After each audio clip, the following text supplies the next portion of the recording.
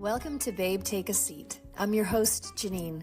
If you've landed here, you're probably feeling overwhelmed and maybe a little unsure of your next steps.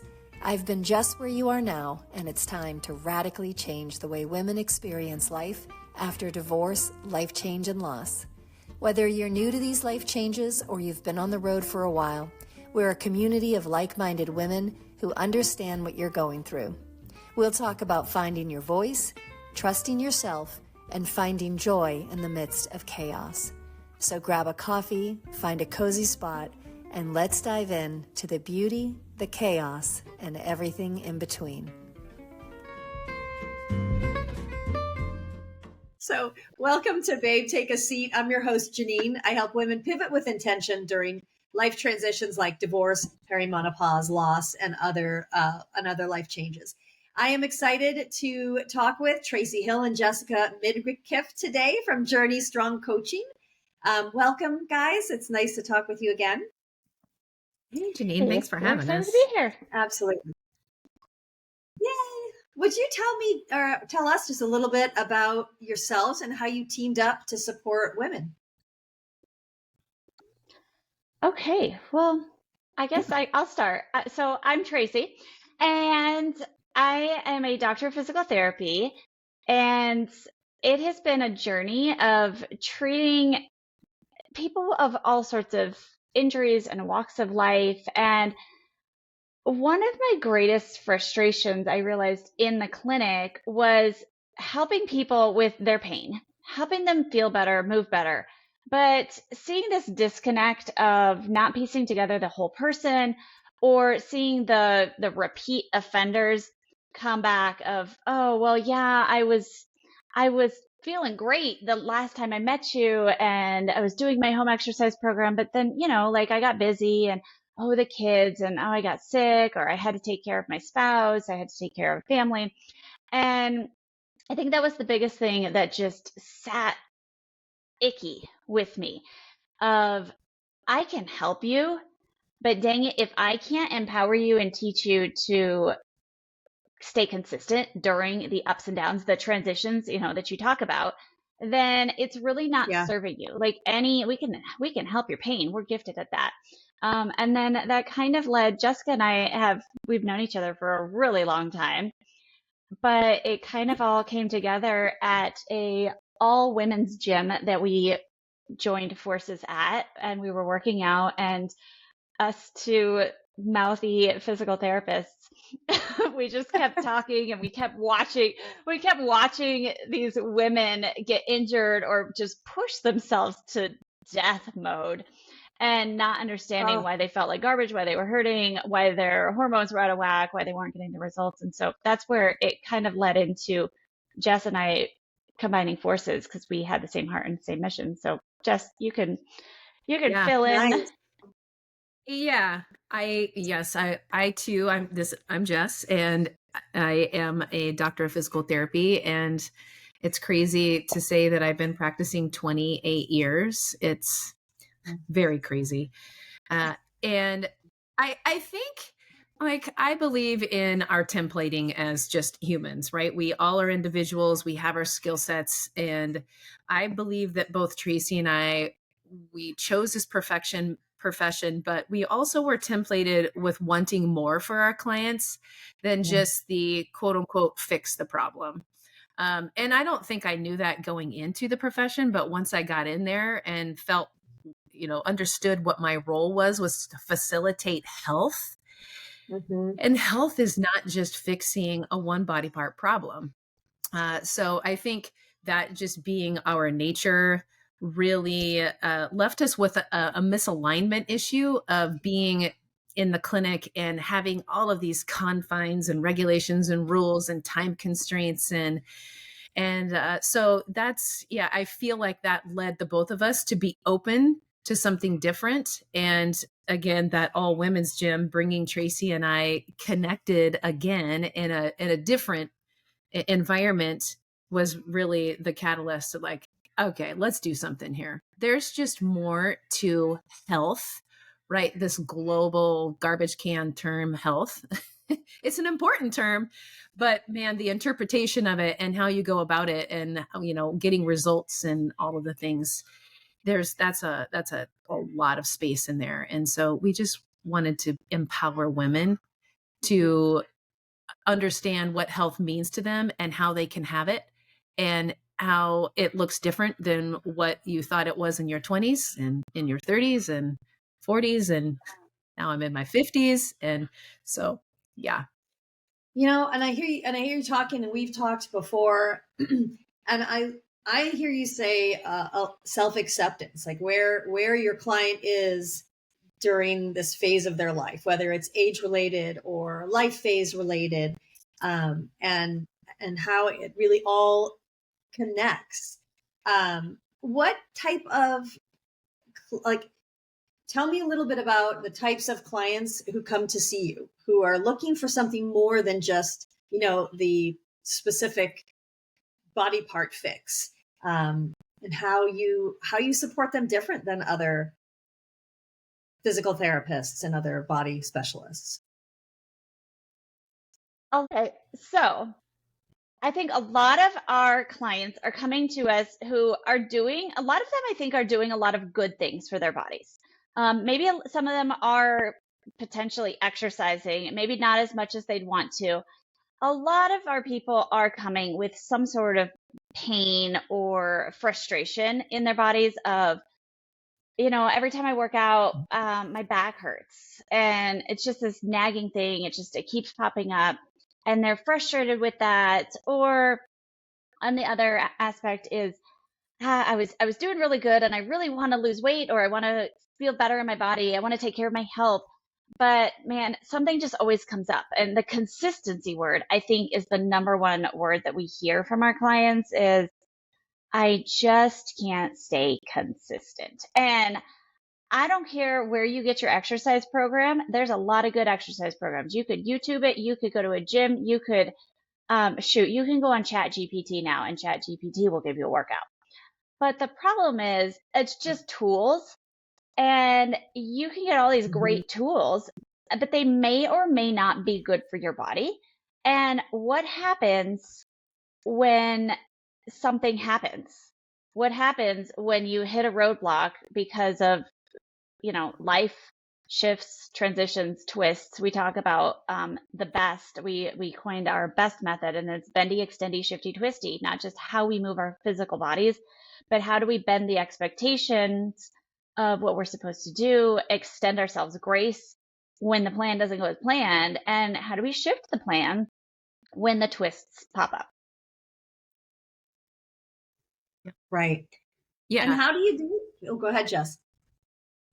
Oh, I was just going to say, you were asking about who comes to us. Definitely the woman who, again, pain or frustration in her body. And pain could be physical pain, but goodness gracious, there's that mental, emotional pain with, like Trace was saying, that lack of staying consistent, even though you want to, and you want it so bad, and you were good for a while, and then XYZ. And so that the best method is definitely this system of finding success in your health by navigating your mindset about health. And so our woman feels stuck. She feels stuck in a physical body that's changed, right? Like, say she had babies, and since having babies, there might be bladder issues, or there's back pain, or she just didn't get her body back. There are hormone issues in different seasons of life. So she feels stuck in her body, and she feels stuck in her health plan. Mm-hmm. Yeah. How do you help your client with the consistency aspect and with the mindset, which is, of course, I think is wildly important, as that's how one of the real tools I use with the women that I work with, outside of I don't obviously do any of the physical health piece, but mindset is so important. How we think about the things, how we feel about the things in our life is the way we behave. And it all starts with that. So how do you, consistency and mindset, I'd love to talk with you more about that. I think the mindset piece we talked about with this best method Right. Well, we, as clinicians, we're like human body is designed to move in three planes of motion: the bendy, extendy plane, the left and right shifty plane, the left and right twisty plane. And that just came natural to us. We're problem solvers. You've got a body part issue. Let's solve the problem. But it's not just the body part, it's integrating the whole person. And so then we took that and we're like, oh, bendy, extendy, shifty, twisty with mindset, bending expectations, extending yourself grace, and shifting, making shifts, and being able to handle life's twists. And that tool, that system is empowering for someone, for our woman, to stay consistent with the choices that are meaningful to her, that she knows for certain are supporting her health. And that is the other piece of this consistency. I mean, you ain't going to stay consistent with anything if it has no dang meaning to you. If it's somebody else's program that they saw on Instagram, or, it's the 30-day fix or whatever it is, like those could be good tools. But as Trace had said, if it doesn't connect with our woman and have meaning to who she is, where she's going, what stage of life, what she wants for her goals, then consistency is going to go out the door, because this is human behavior. Yeah, it's good for a while, but so I think part of that consistency piece is getting crystal frickin' clear on her health, like what health means to her and where she wants it to go. Because without that clarification, you're just kind of swimming around in a sea of get healthy tools and strategies. Yeah. And she's gotten caught up in it, and she's actually really sick and tired of swimming around in that. Yeah. Yeah. Right. And that sea of, oh, I should, we have this expectation of what exercise should look like. Oh, I got to get on my clothes. I got to get on my running shoes. I got to get my cardio. I got to get my strength training. It has to, like, I got to get my heart rate up to this certain level. And it has to look a certain way. We have this expectation of what it should be. But you know what? If you freaking hate doing that plan, or that plan legitimately just does not jive with your life right now, like if you do not have this perfectly carved out 45 minutes or, even more getting to the gym, if that legitimately is not an option for you, then that is going to be this constant roadblock of, well, I can't. And it makes me think of just a client we were talking to yesterday who, like, time and energy is really a drain for her right now. And walking through with her of how she could get incremental movements throughout her day, whether it's some squats when she was picking up the laundry basket, or some push-ups on the countertop as you're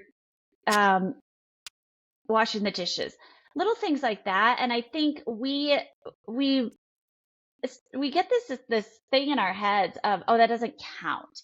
Oh, that's not my exercise. Right. Like, that's just, okay, it's a thing. But what if we ditch the word exercise? Because exercise brings up a lot of negative connotations to a lot of people. Again, those thoughts and past things that we might have this view of exercise. And so if that is a barrier to you, then what if we just change it to just uses the word purposeful body movement all the time? And I just love that, because it's, what if we just moved our bodies with purpose more throughout our day? How much better would you feel? Call it what you want. I feel call better it exercise, call it strength training. But yeah, it's like, I have a purpose. And so then with that, we connect, just like Jess was saying, like, you got to connect your why. So if we can connect your purposeful body movement with you of, I can't even play with my kids because I can't even get down to the floor because it hurts, or your grandkids. I can't even go on vacation because my bladder is so weak that I feel like I'm going to pee my pants if I take the hike, and that makes me feel uncomfortable. Like, what does it mean to you, and what does your movement bring you, rather than I gotta exercise, I gotta lose weight because it's good for me. We all know exercise and eating right is good for us. We all know that. Right. Right. I love hearing you talk about this. I often wonder, do you, with these expectations that we put on ourselves and that we have adapted and accepted throughout our lives, and particularly around the word exercise, which then brings up the whole, culture of societal expectations and diet and health and all of that. Do you find that your women want permission to see it differently? That's a good question. I don't even know if they're seeking permission, because I'm not sure they believe that it exists. I mean, we're steeped in such a culture of health looks this way. And so I think they feel resistance about it. They feel frustrated about, well, why can't I stay consistent with this? Knowing that, hey, this should be good for me. But I mean, being able to apply it to take it from the masses and really put it on herself. That's where we come in and empower her to do exactly that. Ask the questions to help her connect with self. Yeah.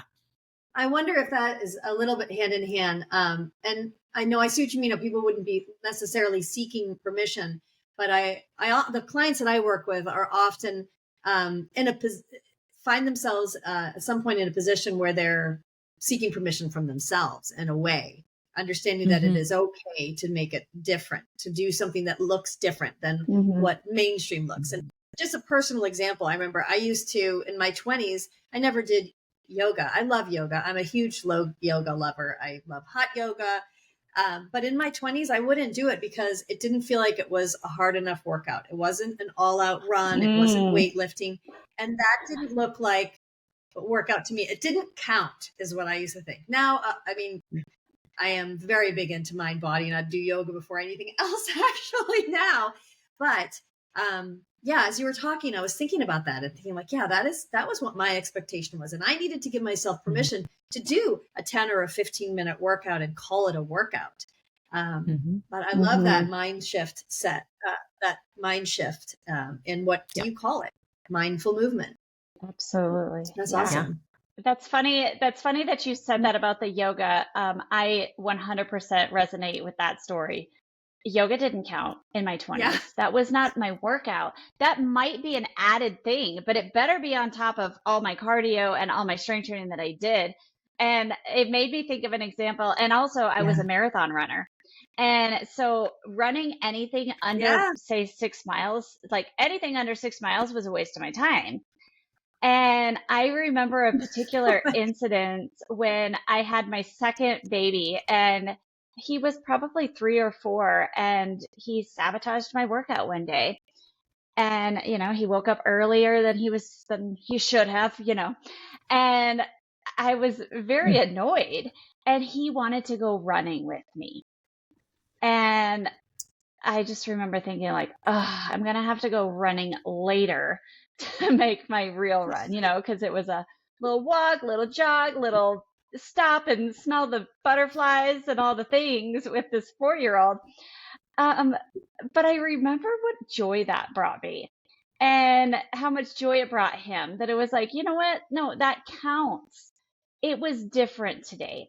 And I got the privilege to move my body with my son and to have fun, and it still freaking counts. And extending grace of, no, it still matters, instead of beating ourselves up over, I didn't check the boxes and I didn't do the workout, the plan that I was supposed to do. Yeah. And how much easier it is to maintain that consistency when you do give yourself that kind of grace, especially when you're navigating some major life change or just a bad day, right? That's great. Right. What is because best of course advice? You can't stay consistent. Right. What is the best advice that you would give, or like if you could give one bit of advice to any woman on the street with regard to all of the things that we've talked about: health, personal love, self-confidence, fitness, movement, what would you say? I would tell her to meet her body where it is. And by that, I mean, meet every single day. Meet your body where it is. On the days that you're tired, and sluggish, you slept like garbage yesterday, meet yourself there. And maybe you're not going to do the heavy strength training today, but maybe today is the more restorative movements. Or meet yourself where you are of a stage of life of your hormones are out of whack, or you did something yesterday that tweaked your knee or your low back, and you can still move, but it's going to look different. And or this every season, meet yourself there, not comparing to what you did yesterday, not comparing what you could do 10, 20 years ago, but today, just be there. That's great. Jess, do you Yeah. have? Yeah. I mean, golly, assuming that health means something to her. I mean, I think intuitively we all want to be healthy, but just how we think about it and go about it comes with, those different expectations. Man, expectations are just so strong, common themes. And so with that, thinking that health has to be done a particular way, like extending herself permission for it to look different in the different seasons. And I think we've talked, just talking about like in your, used to be that yoga was not going to be the workout.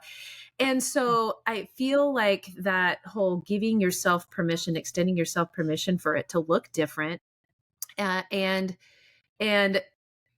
connecting with the meaning of why you want to be healthy in the first place and why you're taking those actions for your health. Because we've said, we know that eating balanced nutrients is good for us. And we know that exercise is good for us, but pausing to think about, why does it matter to you at this phase and how does it make you feel? Because I think we go through life and we're just doing life without connecting to the feelings that we are experiencing as we go through it. And so, if you're feeling stuck, you wake up and you feel like a pile of crap in your body because it feels frump-a-dump, or your energy stinks, or you didn't sleep well last night, or you had hot flashes. Like there's all of these experiences, or the schedule is totally stressful. I totally lost my train of thought on what I was thinking. Was with you. Oh, the feeling of it, like connecting, like how does that make you feel? And what could be one thing that you could do to support your health that could make you feel better? And that small little incremental steps of compound interest does make a difference, even though we're being sold it's the 30-day fix, it's this program, and it's 75 hard. And again, those are just tools and strategies to get a result. But ultimately, it's about creating that lifestyle and connecting to how you want to feel, doing all those things that support health. So I don't know. That's kind of a long-winded answer. It's not. No, I love it. It's not like. I love it. No, it was perfect. And Tracy, I literally just saw today one of the posts that you did, and as Jess, you're talking about like these lifelong changes that we're making, right? That this isn't just the quick 30-day fix. And the first thing I noticed was you said, like, this is what 5 years of consistency looks like. And I was like, whoa, 5 years. You looked at me funny. You know the post I mean? The core work. Yes. It's amazing because like we've all been saying, we're looking for the quick fix. And that post was about this mom who had the tiniest torso on the planet, and being pregnant just ripped her abdominals. And I remember her pain, her frustration from going from being an Ironman athlete, like super badass woman, to I am broken and destroyed. And little by little, it's those compound interests. We understand this intuitively with our money. We know that we put in a little bit, knowing that, okay, I'm going to be okay someday when I'm older, when I retire. But what are you investing in right now? You might have the money, but are you going to have the physical and mental ability to be able to use that money in your aging? And so those compounding interests that it's like, man, I'm disappointed.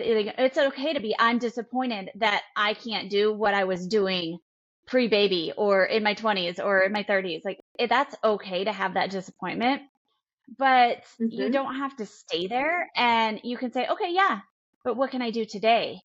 And what can I do today? Yeah. And what can I do tomorrow? And those little bits, it's amazing where that can get you. Yeah, I love that. And I will say my first thought was like, would it take 5 years? And then immediately I noticed, no, that's not what that's about. It's about consistency. It's about lifestyle. It's about the work that you put in for your future. And that's why I wanted to bring that up, because I think that was such a, it goes against some of the ways somebody might try to pitch something, but you're not pitching, you're sharing what it takes to live a healthy life, which I think is truly the whole point, right? The longevity of it all. Yeah. What I mean, we've you mentioned struggled in our coaching with like, oh, what's our phrase? What is our pitch? What's our solution? You know, and so we've struggled with that because, man, there's a lot of variables. Ultimately, we just want a woman to feel confident in taking ownership of her health at any stage of life, and not feel stuck, and not feel frustrated, and not feel ashamed, and not feel guilty, and not feel unmotivated, and all the junkadunk emotions that come along with, you know, the stories we tell ourselves inside of ourselves. And then you wonder why we're freaking stuck. You know, like our head talk is... I want a t-shirt that says all of that. Even the badunkadunk or whatever. Yeah. Yeah. So, I mean, we call ourselves Dom Moms. And Dom Moms, you know, we love our acronyms. You know, it's our best method: bendy, extendy, shifty, twisty. But we're Dom Moms. We're doctors of movement. We are always going to be doctors of movement. We can't go to the mall or go anywhere in public and not be analyzing someone's walking or, you know, how their body moves. And so this is who we are. We are just trained as doctors of movement, but we're masters of mindset. And our neurocoaching certification was very science-based, right? Neuroscience. And it made logical sense. Like, oh yeah, these connected pieces. And so what we're trying to do is blend the science and the art of being healthy. And there are a lot of variables that go into that, but we just want to empower our woman. Like, healthy for you now looks different than it did, and it'll look different than it will, but creating a meaning behind it and getting really crystal clear on what it means. And then the little small compounding steps. I mean, we trust in compound interest with our money. We should be able to trust in our bodies, in our minds, and ourselves, of taking little steps that matter for our health, because it feels good. And we know that, you know, when we feel better, we choose better. So, yeah. Right. I love that. I love the way you just described that. You mentioned intuition. We're all intuitive, and you know how much I love to talk about intuition, because it's my jam and it's the base of all the work that I do. How does intuition play a role? How does your intuition play a role in how you treat your clients? Ooh. Do you like my surprise questions? Intuition. Oh man, that one might throw me a little. I don't feel like I am the most intuitive person. Okay, I'm just gonna say it. Tracy, and maybe over to my class. I know, I'm like, maybe I need some intuition coaching. But you know, I do feel like, I guess I am a feeler more than I give myself credit for, because as I'm talking to a client, you know, so if they're talking about their pain, for example, and listening to the deeper story behind that, like, I think about in the clinic when it was, you know, you have your referral. Why are you here in physical therapy? And they just look at you like, well, because my back hurts. Because my doctor, like, didn't you read the referral? I'm here for you to fix my back. The doctor told you my back hurts. That's why I'm here. But it's like, but why are you here? Because you can handle pain if pain doesn't limit you from doing anything.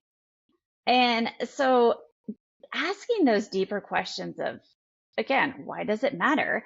And then I guess that's where my intuition that starts to kick in of, okay, let's dig in deeper. What are the factors that are playing into your pain? Pain is just pain. And especially when we start dealing with chronic pain. Well, why did your pain just start flaring up?